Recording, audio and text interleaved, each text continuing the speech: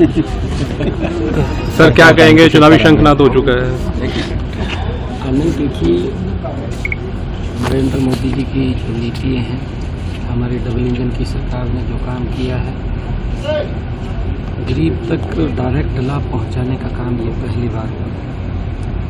कांग्रेस ने नारे दिए हैं, कांग्रेस ने लोगों को सजेबाग दिखाए हैं, उनका शोषण किया है, लोग समझ रहे हैं। कांग्रेस ने लोगों को लाइन में खड़ा किया है, उनको प्रताड़ित करने का काम किया है। लोगों के ऊपर जो अत्याचार कांग्रेस के समय में हुए, लोग आज भी उस बात को बिल्कुल एकदम, जब उनके शासन का दौर याद आता है तो उनके अंदर एक अलग रोंगटे खड़े करने वाला लोगों के अंदर माहौल पैदा होता है। परंतु इन 10 वर्षों के अंदर अगर हम देखेंगे, नरेंद्र मोदी जी की सरकार और हमारी डबल इंजन की सरकार ने जो लोगों के हित में काम किया है। अगर हम बात करें कांग्रेस के समय की, कांग्रेस के समय के अंदर आज गर्मी का पीक का मौसम है, अरे बिजली नहीं मिलती थी, गांव के लोग तड़पते रहते थे, शहर के अंदर कट लगते थे। क्या हालात कांग्रेस के समय के अंदर थे। परंतु आकर के हमारी सरकार ने, मनोहर लाल जी ने अलग से एक योजनाबद्ध तरीके से 24 घंटे बिजली देने का काम किया। आज इन बातों को, चाहे बिजली की बात है, चाहे लोगों के आयुष्मान कार्ड बनाने की बात है, चाहे बीपीएल कार्ड बनाने की बात है, चाहे उनको माताओं को, बहनों को घर के अंदर नल और स्वच्छ जल पहुंचाने की बात है, बिना पर्ची बिना खर्ची के युवाओं को रोजगार देने की बात है। इस सरकार ने 10 वर्षों के अंदर जबरदस्त काम किए हैं। देश को नरेंद्र मोदी जी ने सुरक्षित किया है, देश को मजबूत किया है, देश के लोगों का विश्वास बढ़ाने का काम नरेंद्र मोदी जी ने पिछले 10 वर्षों के अंदर किया है। आज देश के लोग नरेंद्र मोदी जी को तीसरी बार प्रधानमंत्री। सर, पूर्व सीएम मनोहर लाल जी के सामने दिव्यांशु बुद्धि राजा को खड़ा किया, उन पर तो कल मामला भी घोषित किया गया है इनको। नहीं, देखिए, क्योंकि कांग्रेस के अंदर ऐसा कोई व्यक्ति नहीं है जिसके ऊपर भ्रष्टाचार का दाग ना हो।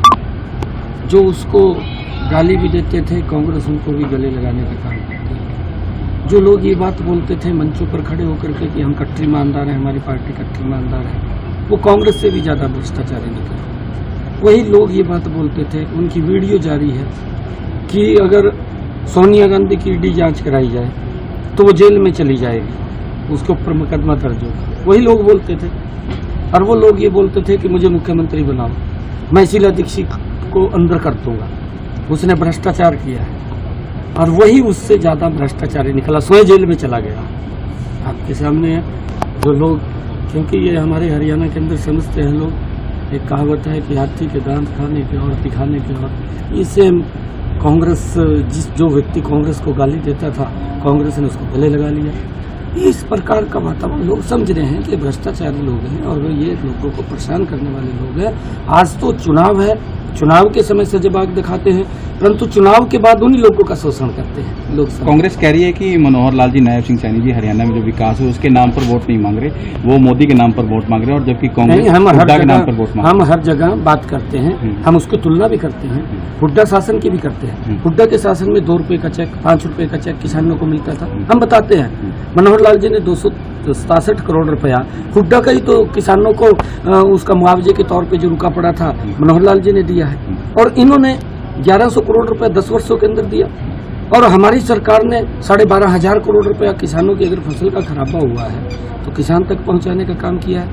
कांग्रेस के समय के अंदर एक युवा को अगर नौकरी लगनी होती थी, वो पूरे गांव को इकट्ठा करके किस तरीके से नौकरी लगती थी, वो भ्रष्टाचार से नौकरी लगती थी। घूमता रहता था, चक्कर काटता रहता था, कभी हुड्डा के चक्कर काटता था, कभी वो किसी मंत्री के चक्कर काटता था, नौकरी नहीं लगती थी, पैसे भी चले जाते थे।